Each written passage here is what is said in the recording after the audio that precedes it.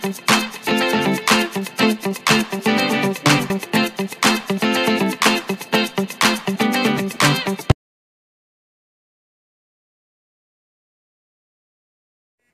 श्रीराम।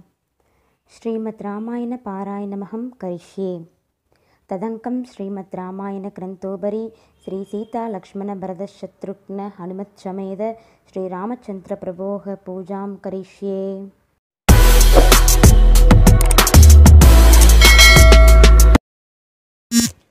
சர்க்கம் 38 காகாசுர விருத்தாந்தம். ஆரம்ப ஸ்லோகம். तदह सह पितार तूल तेन वाक्येन हर्षितः सीता मुवास तच्छ्रुत्वा वाक्यं वाक्य विशारदः. கதை. மகா புத்திமானான அந்த வானர சிரேஷ்டன் சீதையின் வார்த்தையை கேட்டு மிகுந்த சந்தோஷமடைந்து, அம்மா, தாங்கள் சொன்ன வார்த்தைகள் ஸ்திரீகளின் ஸ்வபாவத்திற்கும் பதிவிரதைகளுடைய வினயத்திற்கும் தகுந்தவை. 100 யோஜன விஸ்தீர்ணம் உள்ள இந்த பெருங்கடலை என் முதுகில் ஏறி தாண்டுவது ஸ்திரீயான தங்களுக்கு முடியாதல்லவா? ராமனை தவிர வேறு புருஷனை தொடமாட்டேன் என்ற 2வது காரணம் அந்த மகாத்மாவின் பத்தினியாகிய தங்களுக்கே தகும். இப்படிப்பட்ட வார்த்தையை வேறொருவரும் சொல்ல மாட்டார்கள். தங்களுடைய சகல விருத்தாந்தங்களையும் வார்த்தைகளையும் ஒன்றுவிடாமல் ராகவனிடத்தில் சொல்வேன். அவருக்கு பிரியமான காரியத்தை செய்ய வேண்டும் என்ற இச்சையாலும் வேறு அநேக காரணங்களாலும் தங்களிடத்தில் உள்ள சிநேகத்தாலும் களங்கமில்லாத மனத்துடன் இப்படி சொன்னேனே தவிர வேறல்ல. இந்த பெருங்கடலை தாண்டுவது கஷ்டம். கோர ராட்சசர்களால் இரவும் பகலும் காக்கப்பட்ட இந்த லங்கையில் பிரவேசிப்பது அதிலும் கஷ்டம். நான் சொன்னபடி செய்ய எனக்கு சக்தியுண்டு, மற்றவர்களுக்கு சுலபம் அல்ல. ஆகையால் இப்படி சொன்னேன். ராகவனிடத்தில் எனக்குள்ள சந்தேகத்தாலும் தங்களிடத்தில் வைத்த பக்தியாலும் இப்பொழுதே தங்களை ராமனோடு சேர்த்து வைக்க வேண்டுமென்று அளவற்ற ஆசை கொண்டிருக்கிறேன். இல்லாவிட்டால் இப்படி சொல்வேனா? என்னுடன் ராமன் இருக்கும் இடத்திற்கு வருவதற்கு தாங்கள் இஷ்டப்படாவிட்டால் நான் தங்களை பார்த்தேன் என்று அவர் நம்பும்படி சில அடையாளங்களை கொடுங்கள் என்று பிரார்த்தித்தார்.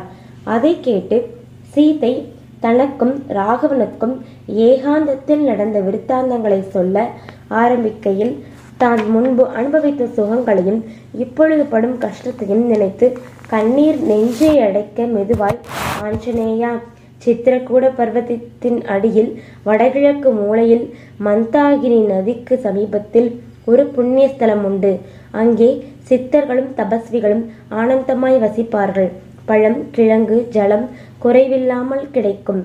நாங்கள் அங்கே இருக்கையில் நடந்த ஒரு விருத்தாந்தத்தை சொல்லுகிறேன்.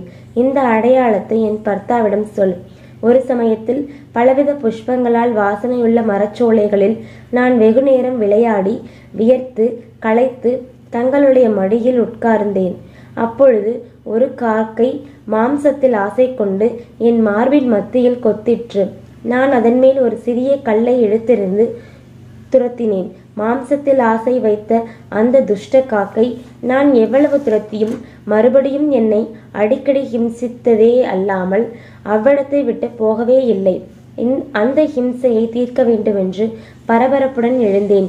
என் உத்தரியம் நழுவ அதை ஒட்டியானத்துடன் சேர்த்து பிடித்து கொண்டு அந்த காக்கையின் மேல் மிகுந்த கோபத்துடன் நின்றேன். அப்பொழுது என்னை பார்த்தீர்கள். பிறகு நான் அந்த காக்கையை எவ்வளவு அடித்து துரத்தியும் அது என்னை கொத்திக்கொண்டே இருந்தது. அதை கண்டு ஒரு காக்கையை ஓட்ட எனக்கு சக்தி இல்லாததை பற்றி தாங்கள் பரிகாசம் செய்தீர்கள். அப்பொழுது எனக்குண்டான வெட்கமும் அந்த காக்கையிடத்தில் உள்ள கோபமும் சொல்லி முடியாது. அதை கண்டு தாங்கள் என்னை சமாதானம் செய்தீர்கள். நான் மிகவும் களைத்து தங்களுடைய மடியில் மறுபடியும் வந்து படுத்தேன். ஒரு காக்கை நம்மை இவ்வளவு பாடுபடுத்திற்றல்லவா என்று நினைக்க எனக்கு துக்கம் தாங்காமல் கண்ணீரால் முகம் நனைந்து பிறகு மெல்ல மெல்ல துடைத்து கொண்டேன். அப்பொழுது தாங்கள் என்னை பார்க்கவில்லையோ? பிறகு களைப்பால் வெகு நேரம் அவருடைய மடியில் படுத்து தூங்கினேன். அவரும் களைத்து என் மடியில் படுத்து தூங்கிவிட்டார். அப்பொழுது அந்த காக்கை என் சமீபத்தில் வந்து நான் விழித்து கொண்டு ராகவனுடைய மடியிலிருந்து எழுந்தவுடன் சீக்கிரமாய் என்மேல் பாய்ந்து மார்பின் நடுவில் கொத்திற்று. அடிக்கடி கிளம்பி கிளம்பி என்னை கொத்தி கிழிக்கையில் இரத்தத் துளிகள் ரகுநாதன் மேல் விழ அவர் விழித்து கொண்டார். அந்த காக்கையின் ஹிம்சையை பொறுக்க முடியாமல் நான் அவரை எழுப்பினேன். அந்த மகாவீரன் நான் படும் அவஸ்தையையும் அந்த காக்கை என் மார்பின் நடுவில் செய்த காயத்தையும் பார்த்து கொண்டு கால சர்ப்பத்தை போல் பெருமூச்சு விட்டு, சுந்தரி, இப்படி உன்னை மார்பில் கொத்தி காயப்படுத்தினவன் யார்? வாயை திறந்து கொண்டு கோபத்துடன் இருக்கும் பாம்புடன் விளையாடுபவன் யார் என்று சொல்லி 4 புறத்திலும் பார்க்கையில் அந்த காக்கை குரூரமான நகங்களுடன் என் இரத்தத்தால் பூசப்பட்டு எனக்கு எதிரே உட்கார்ந்திருப்பதை கண்டார். அது இந்திரனுடைய புத்திரனான ஜெயந்தன். ராகவன் கோபத்துடன் தன்னை பார்த்த பொழுது, ஓஹோ, மோசம் வந்ததே என்று வாயு வேகமாய் பூமிக்குள் மறைந்தான். அதை கண்டு மகா புத்திமானான ரகுவீரன் அந்த காக்கையின் நிஜஸ்வரூபத்தை எண்ணத்தையும் அறிந்து கோபத்தால் கண்கள் ஜொலிக்க அதை குரூரமாக சீட்சிக்க வேண்டுமென்று நினைத்தார். ஆனால் அங்கே அவருடைய கோதண்டமும் பானங்களும் இல்லை. உடனே தான் உட்கார்ந்திருந்த ஆசனத்திலிருந்து ராமன் ஒரு தர்ப்பத்தை கிள்ளி அதில் பிரம்மாஸ்திரத்தின் மந்திரத்தை ஜபித்து அந்த காக்கையை உத்தேசித்து பிரயோகித்தார். உடனே அது காலாக்னி போல் ஜொலித்து கொண்டு அந்த காக்கையை ஆகாச மார்க்கமாய் துரத்த ஆரம்பித்தது. அதை கண்டு அந்த காக்கை ஓடிற்று, தாவிற்று, பறந்தது, மறைந்தது. தனக்கு தெரிந்த சகல தந்திரங்களையும் உபாயங்களையும் செய்தது. ஒன்றும் பழிக்காததை கண்டு என்னை காப்பாற்றுவார் உண்டோ என்று வாய்விட்டளறி கொண்டு இந்த லோகமெங்கும் அலைந்து தெரிந்தது. என்ன கஷ்டம்! பிறகு தன் பிதாவான தேவேந்திரனிடத்தில் சென்றால் தன்னை காப்பாற்றுவார் என்று அங்கே ஓடிற்று. தேவேந்திரன் அசுர ரூபத்தையும் துக்கத்தையும் கண்டு நடந்த விருத்தாந்தத்தை விசாரித்து தெரிந்து கொண்டு அவனை துரத்தி வரும் பிரம்மாஸ்திரத்தையும் பார்த்தான். ராமன் ஒருவனை கொல்ல வேண்டும் என்று நிச்சயித்த பிறகு நாம் அதில் தலையிட்டு கொண்டால் பிழைப்பது ஏது? மேலும் இவன் செய்த துஷ்ட காரியத்திற்கு இந்த தண்டனை தகுந்ததே. மேலும் நான் ராஜ்யத்தையும் தேஜஸையும் பாரியையும் கீர்த்தியையும் இழந்து ஓடி ஒளிந்து தவிக்கும் பொழுது எனக்கு சகலத்தையும் கொடுத்து ரட்சித்த லோகமாதாவிற்கு அபராதம் செய்தவனை நான் திரும்பி பார்க்கலாமோ? சகல லோகங்களுக்கும் பிதாவான ஹரியே அவனை கைவிட்ட பின் எனக்கு என்ன? அவர் என்னுடன் பிறந்தவரென்றோ? அவருக்கு அபராதம் செய்தால் என்ன, எனக்கு அபராதம் செய்தால் என்ன? என்னையும் தேவர்களையும் கதறவடிக்கும் ராவணனையும் வதம் செய்ய பகவான் அவதரித்திருக்க இவன் அந்த காரியத்திற்கு விரோதம் செய்து எங்களுடைய சேமத்தை கெடுக்க வந்த துஷ்டன். ஆகையால் ஒரு குலத்திற்கு நாசம் வராதபடி அதில் ஒருவனை தள்ளிவிடுவது நியாயம் என்று புத்தி பூர்வமாக ஜெயந்தனை அங்கிருந்து துரத்திவிட்டான். பிறகு தன்னை பெற்றெடுத்த தாய் தன்னிடத்தில் இறங்காமல் இருப்பாளோ என்று ஜெயந்தன் இந்திராணியிடத்தில் சென்று அடைக்கலம் வேண்டினான். அவளும் சகல பிராணிகளுக்கும் மங்களத்தை செய்ய வேண்டி சொல்ல முடியாத கஷ்டங்களை சகித்து கொண்டிருக்கும் ஜானகிக்கு தீராத அபராதம் செய்த இவன் நமக்கு புத்திரன் அல்ல என்று துரத்திவிட்டாள். பிறகு தன்னை போன்ற தேவதைகள் இடத்தில் சென்று அடைக்கலம் புகுந்தான். அவர்களும் எவருடைய கிருபையால் நாம் சமுத்திர மதன காலத்தில் அமிர்தத்தை பெற்று சிரஞ்சீவிகளாய் வாழ்கிறோமோ, எவருடைய பராக்கிரமத்தால் அசுரர்களை ஜெயித்து ஸ்வர்க்கலோக ராஜ்யத்தை ஆளுகிறோமோ, அந்த நமது குலதெய்வமான ராமனுடைய கண் சிவந்தால் நாம் எங்கே என்று துரத்திவிட்டார்கள். பிறகு ஜெயந்தன் தன்னை போன்ற பட்சிகளிடத்தில் போய் சரணடைந்தான்.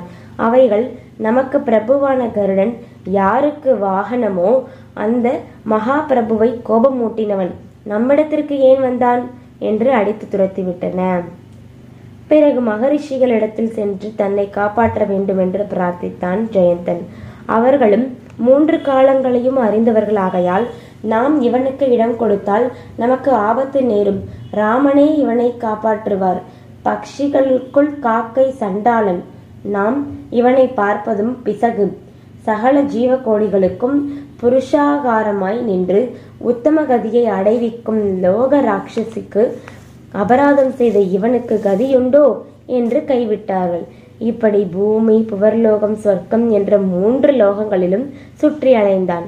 பூமியில் மகரிஷிகளும், புவர்லோகத்தில் பட்சிகளும், சொர்க்கத்தில் தேவர்களும், மாதா பிதாக்களும் கைவிட்டார்கள். இன்னும் ஆசை விடாமல் கண்ட பேர்களை கேட்டு கண்ட இடங்களில் வெட்கமில்லாமல் நுழைந்ததும் அடித்து துரத்தப்பட்டான். ஆகையால் முடிவில் சர்வலோக சரண்யனான ரகுவீரனையே சரணமடைந்தான். மகாலட்சுமியே ஒருவன் மேல் குற்றம் சொன்னாலும் என் அடியார் குற்றம் செய்யார், அப்படி செய்தாலும் அது குற்றமாய் இராது என்று பக்தர்களை காப்பாற்றும் கருணாமூர்த்தியை சரணடைந்தான். பூர்வத்தில் இந்திரனுக்கு சகாயமாய் அசுரர்களை ஜெயித்த ககுஸ்தருடைய வம்சத்தில் பிறந்த ராமன் இந்திரனுடைய புத்திரனிடத்தில் இரக்கம் வைத்தார். அவன் செய்த அபராதத்திற்கு அவனை கொல்ல வேண்டியது. ஆனாலும் அதுவரையில் வெகு கஷ்டங்களை அனுபவித்திருக்கிறான். இப்பொழுது வேறு கதியற்று நம்மை சரணடைந்திருக்கிறான். ரட்சிப்பது நமது விரதம் அல்லவா என்று அவனிடத்தில் கிருபை செய்தார். சகல ஜீவ கோடிகளுக்கும் அவரை தவிர வேறு சரணம் உண்டோ?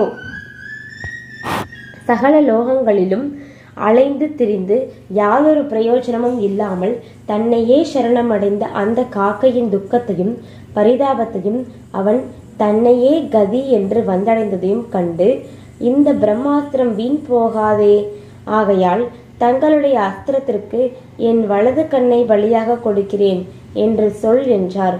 ஜெயந்தனும் அப்படியே செய்ய அவனது வலது கண்ணை பிடுங்கினார். இப்படி தனது வலது கண்ணை கொடுத்து ராமனுடைய கடாட்சத்தால் உயிர் பிழைத்தான். பிறகு அவன் ரக்ஷகனான ரகுநாதனையும் அந்த மகானுபாவரை பெற்ற தசரத சக்கரவர்த்தியை குறித்து நமஸ்கரித்து ராமச்சந்திரனிடத்தில் உத்தரவு பெற்றுக்கொண்டு ஸ்வர்க்கலோகம் சென்றான்.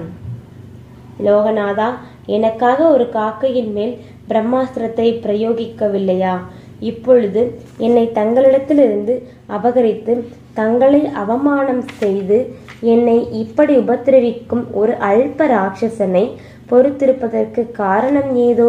அளவற்ற உற்சாகத்தை உடைய தாங்கள் என்னிடத்தில் தயவு செய்யக்கூடாதா? பிறர் துக்கப்படுவதைக் கண்டு சகிக்க மாட்டேன் என்று தாங்கள் அந்த வார்த்தையை நடத்தையில் காட்டி தங்களை சேர்ந்த நான் படும் துக்கத்தை தீர்க்கக்கூடாதா? இப்படி செய்யாவிட்டால் புருஷோத்தமன் என்ற பெயர் தங்களுக்கு எப்படி தகும்? அதை காப்பாற்றிக் கொள்ளுங்கள். நான் தங்களை நாதனாக அடைந்தும் அனாதையைப் போல் இருக்கிறேனே. ஓரிடத்தில் ஏறிய பிறகு கூலி கேட்பது போல் தங்களுடன் ஏகாந்தமாக இருக்கையில் தங்களுக்கு மிகவும் பிரியமான தர்மம் எது என்று நான் கேட்டிருக்கிறேன். பிறர் துக்கப்படுவதை பார்த்தால் சகிக்காமல் இருப்பதே உத்தமமான தர்மம். அதே எனக்கு பிரியம், அதுவே என் சுபாவம் என்று தாங்களே சொல்ல கேட்டேன். வேறு தூதன் முதலியவர்கள் மூலம் சொன்னதில்லை. இது வார்த்தையே தவிர அனுஷ்டானத்திற்கு வரவில்லையே என்று ஆஞ்சநேயா, உன் பிரபுவை கேள்.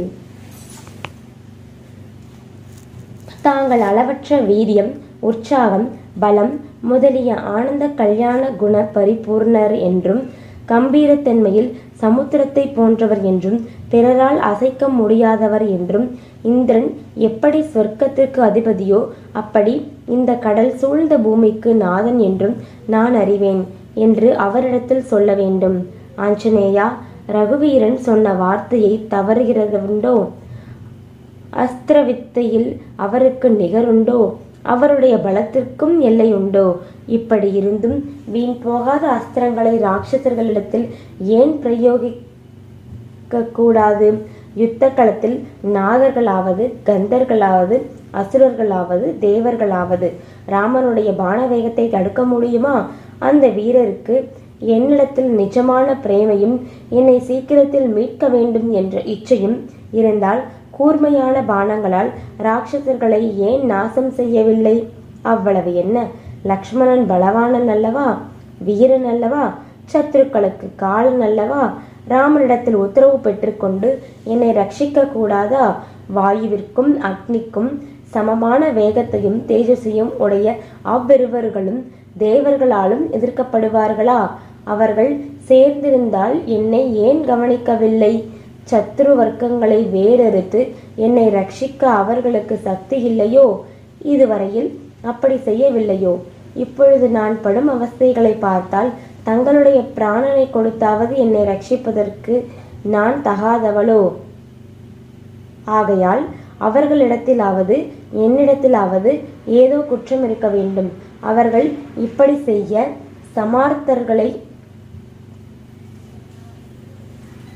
சமர்த்தர்கள் என்று எவரும் ஒப்புக்கொள்வார்கள்.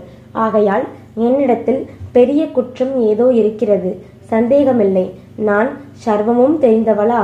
எனக்கு தெரியாமல் நான் பாவத்தை செய்திருக்கலாம். அதை அனுபவித்தால் ஒழிய தீருமோ?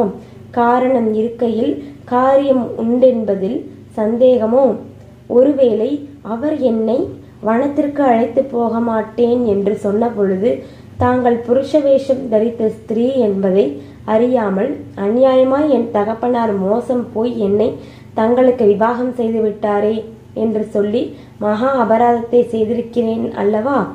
அந்த பாவம் போதாதா என்றாள். சீத்தை இப்படி தீனமாய் கண்ணீர் பிறகு பிரலாபிப்பதை கேட்டு ஆஞ்சநேயர் மனம் கலங்கி, தாயே, தங்களை பிரிந்த துக்கத்தால் ராமன் இதர விஷயங்களில் ஆசையற்று சோக சமுத்திரத்தில் மூழ்கி இருக்கிறார். லக்ஷ்மணன் பரிதவிக்கிறார். சத்தியத்தின் மேல் ஆணையிட்டு சொல்கிறேன், இவ்வளவு கஷ்டப்பட்டு தங்களை கண்டுபிடித்தேன். இனிமேலும் தாங்கள் கிளேசப்பட வேண்டிய நியாயம் என்ன? இந்த முகூர்த்தத்தில் தங்களுடைய துக்கங்கள் எல்லாம் நாசமடைந்தன. மகா பலவான்களான அந்த புருஷ சிரேஷ்டர்கள் தங்களை பார்க்க ஆவல் கொண்டு லங்கையை சாம்பலாக அழிக்கப் போகிறார்கள். துஷ்டனான ராவணனையும் அவனுடைய பந்துக்களையும் யுத்தத்தில் மடித்து தங்களை அயோத்தியைக்கு அழைத்து கொண்டு போவார்கள். ஆகையால் ராகவனுக்கும் லக்ஷ்மணனுக்கும் தேஜஸ்வியான சுக்ரீவனுக்கும் வானரர்களுக்கும் நான் சொல்ல வேண்டிய சமாச்சாரம் என்ன என்றார். அதற்கு சீத்தை சோகத்தால் குரல் தழுக்க தழுக்க, மாருதே, லோகத்தில் ஸ்திரீகள் இகபர சாதகத்திற்காகவும் தங்களை ரட்சிப்பதற்காகவும் புத்திரர்களை பெறுகிறார்கள். என் மாமியாரான கௌசல்யையோ அப்படி செய்யவில்லை. பெருந்தன்மையான சுபாவமுடையவராகையால் சகல லோகங்களையும் ரட்சிக்கும் புத்திரன் பிறக்க வேண்டுமென்று விரதங்களை அனுஷ்டித்து லோகோபகாரத்திற்காக ரகுவீரனை பெற்றாள்.